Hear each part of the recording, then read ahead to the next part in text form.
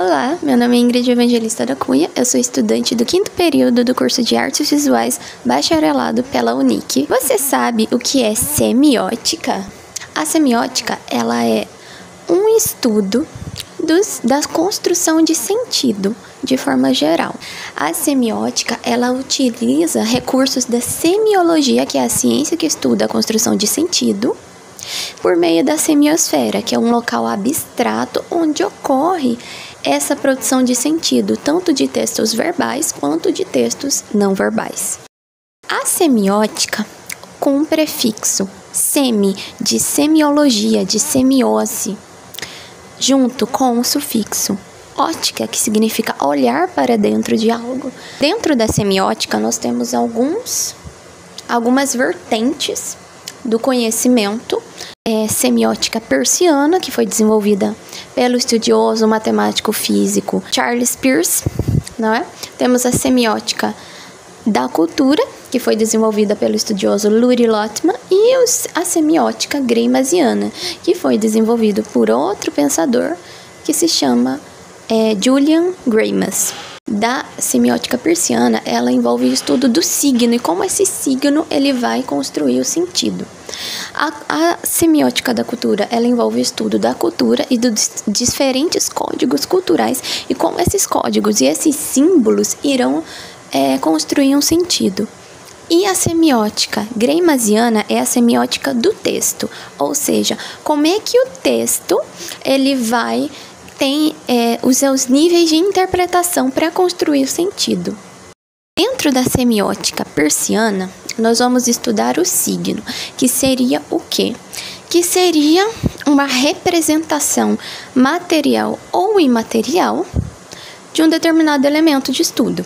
Então, dentro do signo, nós temos o signo, o representamen, o objeto e a interpretação. O signo ele pode ser um objeto, uma pessoa, enfim, um símbolo. Vejamos um exemplo.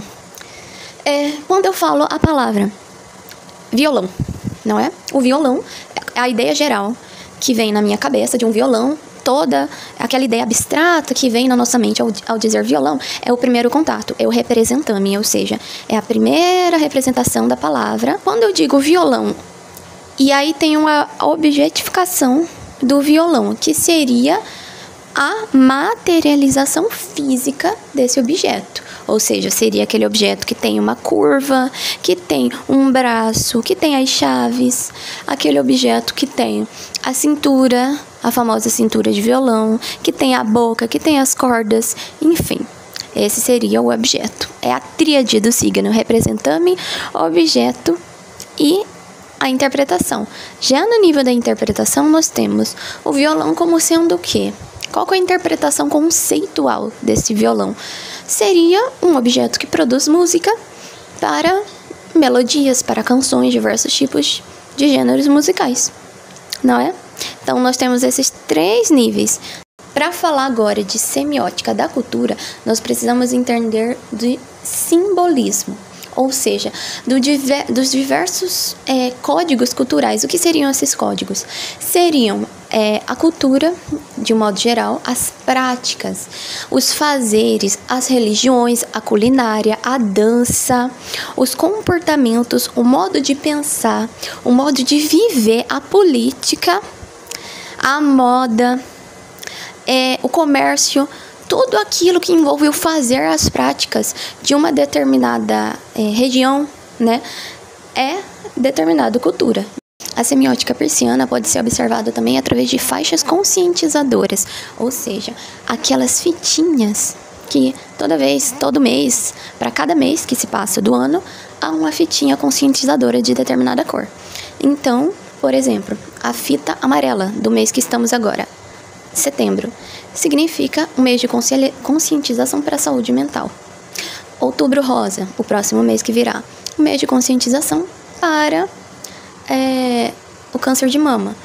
Novembro azul, por exemplo, a fitinha azul, mês de conscientização para câncer de próstata nos homens. Então, são apenas um exemplo de como apenas um símbolo, né, a forma e a cor, ela é representativa de determinada ideia. Então, por que que a semiótica vai ser importante para a arte, já que é uma área de estudo que envolve recursos linguísticos da língua portuguesa. Bom, porque através da interpretação de sentidos propostos pela semiótica, nós conseguimos interpretar recursos visuais, obras de arte, por exemplo. Ela nos dá recursos para que a experiência estética entre a obra de arte e o espectador seja plenamente realizada através de alguns elementos visuais, através de cores, de cheiros, de texturas, de luzes, de sons. Todos esses aspectos não verbais, mas também são linguagem, contribuem para o que chamamos de sinestesia, ou seja, a junção de vários elementos verbais e não verbais que provocam várias sensações no nosso organismo. A sinestesia é a capacidade de sentir muitas sensações ao mesmo tempo. Para interpretar um texto com base na semiótica gramsciana, nós temos dois planos, o de conteúdo e o de expressão. O plano de expressão se caracteriza por aquele que é materializado, ou seja, aquilo que nós podemos ver, aquilo que está escrito. O plano de conteúdo é o conceito, é o que aquela materialização quer dizer. Numa obra chamada, uma obra conceitual de arte contemporânea, arte moderna, chamada Uma e Três Cadeiras, nós temos 3 modos de representar uma cadeira. O significante, que seria o modo estrutural, as palavras, o conceito, materializado de cadeira. O significado de cadeira através de uma fotografia, ou seja, uma representação visual da cadeira. E o plano de conteúdo, que seria o significado, ou seja, a cadeira em si. Qual é a função da cadeira? Se acomodar, se sentar. A representação visual, que seria a fotografia, o conceito de cadeira na língua portuguesa e a cadeira em si materializada no espaço. Da análise gramsciana, nós temos o percurso gerativo de sentido. Dentro do percurso gerativo de sentido, nós temos níveis fundamentais de construção, que seria o nível fundamental, o nível narrativo e o nível discursivo. Vamos analisar um texto para observar como é que a semiótica gramsciana consegue contribuir no texto que vamos analisar de Marina Colasanti, chamado Para que Ninguém a Quisesse. Porque os homens olhavam demais para sua mulher, mandou que descesse a bainha dos vestidos e parasse de se pintar. Apesar disso, sua beleza chamava a atenção. Ela foi obrigada a exigir que eliminasse os decotes, jogasse fora os sapatos de saltos altos, dos armários tirou as roupas de seda, das gavetas tirou todas as joias e vendo que ainda assim um ou outro olhar viril se acendia à passagem de sua esposa, pegou a tesoura e tosqueou-lhe os cabelos. Podia viver descansando. Ninguém a olhava 2 vezes. Homem nenhum se interessava por ela. Esquivava como um gato, não mais atravessava praças e evitava sair. Tão esquiva que se fez é que o próprio marido foi deixando de ocupar-se dela, permitindo que fluísse em silêncio pelos cômodos, mimetizada com os móveis e as sombras. Uma fina saudade, porém, começou a alinhavar-se em seus dias. Não era a saudade da mulher, mas do desejo inflamado que tivera por ela outrora. Então, lhe trouxe um batom. No outro dia, um corte de seda.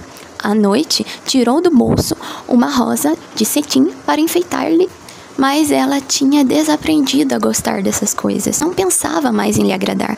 Largou o tecido numa gaveta, esqueceu o batom e continuou andando pela casa de vestido de chita, enquanto a rosa desabrochava sobre a cômoda. No nível fundamental, nós temos uma oposição semântica, ou seja, ideias contrárias que se materializam no texto. Temos beleza e feiura em oposição. No nível narrativo, nós temos o sujeito, o objeto de valor, a performance, a disjunção e a conjunção. O sujeito nessa história, que seria o protagonista, seria o homem, não é? E qual era o objeto de valor? O objeto de valor é aquilo que nós queremos conquistar. Ele queria conquistar a feiura de sua esposa, a fim de que nenhum outro homem a olhasse. E como é que esse homem, esse marido, faz para conquistar esse objeto de valor? Ele simplesmente manda a mulher esquecer toda e qualquer forma de vaidade. Então, ela joga fora as roupas de seda, joga fora as joias, esconde a maquiagem. Então, essa seria a performance, as ações que levam o sujeito a alcançar o objeto de valor. Quando o sujeito alcança o objeto de valor, ele entra em conjunção, ou seja, ele fica eufórico, ele fica feliz. Quando ele não alcança esse objeto de valor, ele entra em disjunção, ou seja, ele fica triste, ele fica infeliz, frustrado. Esse homem entrou em conjunção. Só que a esposa, ela não se ocupava mais de se envaidecer. Ela não ligava mais para a vaidade. Então, esse homem ficou numa eterna frustração, ou seja, numa disjunção com o objeto de valor, que outrora era a feiura e agora é a beleza. Num terceiro nível narrativo, nós temos o quê? Os temas e as figuras. Os temas seria a própria beleza e a feiura, e as figuras seria a forma como isso é expresso, materializado no texto. As palavras que foram usadas para construir esse texto seria as figuras. Bom, agora nós vamos falar sobre paixões semióticas. As paixões semióticas é toda aquela gama de sensações que o sujeito, tentando alcançar seu objeto de valor, sente. Ou seja, as paixões semióticas, elas podem ser tanto positivas quanto negativas. Aí, nas paixões, nós temos níveis de tensões e relaxamento. Os níveis de tensão se caracterizam pelos sentimentos negativos, aflição, medo, raiva, insegurança, inconstância. E quando esse indivíduo, ele está experimentando sensações positivas como alegria, felicidade, amor, a própria paixão, amizade, ternura, todas essas sensações são relaxamento, visto que são positivas. A semiótica num nível mais artístico. Para isso nós precisamos entender o que é a imagem. A imagem, ela se caracteriza na semiótica como um texto visual. Ou seja, ele precisa ser lido, precisa ser construído, interpretado e lido da forma correta. Então, de que forma que nós vamos ler esse texto visual? Através de elementos constitutivos da imagem. Por exemplo, cor, textura, forma, sons, escrita, oralidade, enfim, vídeo, fotografia, cartazes, slogan, ilustração. Então, todos os tipos de linguagem, verbal ou não verbal, da interpretação da imagem, nós podemos ter multimodalidade e sincretismo. Multimodalidade nada mais é do que a junção de várias linguagens. De novo, verbais e não verbais. Várias linguagens, seja fotografia, seja literatura, seja pintura, seja teatro, linguagem digital, enfim. São a junção de várias linguagens para construir sentido. Isso é multimodal. Agora, o sincretismo, por sua vez, ele também tem essa variedade de linguagens, mas ele vai ter outra característica, que é a construção de sentido juntos e não separados. Uma música, por exemplo, a gente escuta determinada música, só que a gente percebe que aquela melodia que está sendo tocada, ela é muito, muito agitada, envolvente, alegre, feliz. Só que nós vamos nos deparar com a letra dessa música, ela não conversa, ela não combina com essa melodia. Então, esse é um exemplo de uma linguagem multimodal, só que não é sincrética, porque nós temos a linguagem verbal, que é o vocal, a letra da música, escrita de uma forma devastadora, uma letra de música caótica, só que a melodia é muito envolvente, é muito feliz. Então, esses dois tipos de linguagem não estão conversando para construir o sentido, não é? Agora, um exemplo de texto multimodal e também sincrético, que as duas linguagens caminham para a mesma direção, é, por exemplo, a placa escrito pare, ou seja, ela sinaliza, ela tem o elemento verbal sinalizando para o indivíduo parar o seu veículo, não é? E também tem aquele octógono, né? Octógono, vermelho e branco, sinalizando através da cor, que é para parar. Então, o elemento verbal e não verbal, juntamente construindo o sentido de sinalização de trânsito. Como é que nós podemos ler mais especificamente o texto visual? Através das categorias plásticas, que seriam as categorias cromáticas, as categorias eidéticas e as categorias topológicas. As cromáticas analisam como a cor ela contribui para a construção de sentido. As eidéticas, como a forma contribui para a construção de sentido, e as topológicas, de que maneira a posição e a direção dos elementos da imagem contribuem para a construção de sentido. Vamos analisar uma imagem de Van Gogh. Através da cor, nós podemos ver que esse vaso de girassóis tem girassóis mais claros, com valor tonal mais alto, mais aberto, ou seja, mais claro, e cores mais fechadas, com valor tonal mais fechado, mais baixo. Então, os girassóis que estão com valor tonal mais alto, mais claros, amarelo claro, significa que eles estão vivos. E os que estão mais baixos, mais escuros, meio alaranjado, mostarda, significa que eles estão perdendo a vida. Então, nós temos essa dicotomia, vida e morte. Essa oposição semântica dentro da imagem. E as eidéticas. As categorias eidéticas analisam a forma. A forma do girassol de Van Gogh está com os girassóis de ponta para cima, ponta aguda, retilínea, e em contrapartida outros estão meio abaulados, arredondados, ou seja, estão perdendo a vida. Então, simbolizando vida e morte. E agora, por último, a categoria topológica, ou seja, a direção do objeto. A direção dos girassóis que estão vivos estão apontando lá para o céu, lá para cima. E os girassóis que estão perdendo a vida estão apontando para baixo, estão inclinados. Então, essa posição e direcionamento norteador vai nos transmitir também a ideia do tema morte e vida. Então, são as cromáticas, eidéticas e topológicas se juntando ali, né, para formar essa construção de sentido dentro da plasticidade dessa imagem. A construção de sentido através de uma peça publicitária real, da seda. Esse comercial da seda de 2006, ele vende a imagem de um shampoo, não é?